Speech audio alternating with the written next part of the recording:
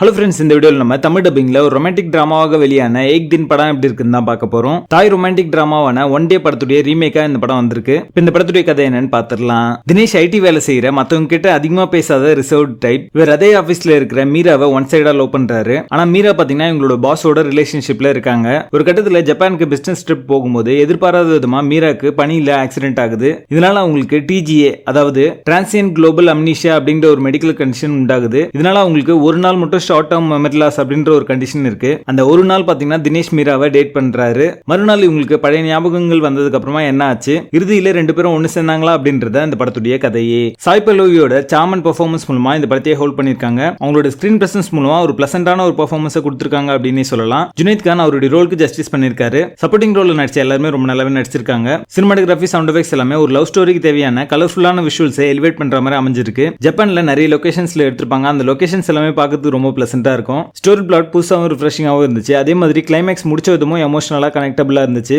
Screen பிளேல இன்னும் interesting எலிமெண்ட்ஸ்லாம் add பண்ணி சொல்லியிருந்தாங்கன்னா இந்த படம் அடுத்த லெவலுக்கு போயிருக்கும். ரொமான்டிக் படங்கள்ல வர அந்த கிளிஷேவான விஷயங்கள் எல்லாமே இந்த படத்துலயுமே இருக்கு. நிறைய சீக்வன்சஸ் பாத்தீங்கன்னா பிரெடிக்டபிளா தான் இருக்கும். படத்துடைய பேசிங் டீசென்டா இருக்கு. மொத்தத்துல இது ஒரு ஒன் டைம் வாட்சபிள் லவ் ஸ்டோரியா வந்திருக்கு. படத்துல அடர் கேரண்ட் இல்ல. இந்த படத்தை நீங்க ஃபேமிலியோட பார்க்கலாம். ஏக் தின் படத்துக்கு எங்களோட ரேட்டிங் 6 out of 10.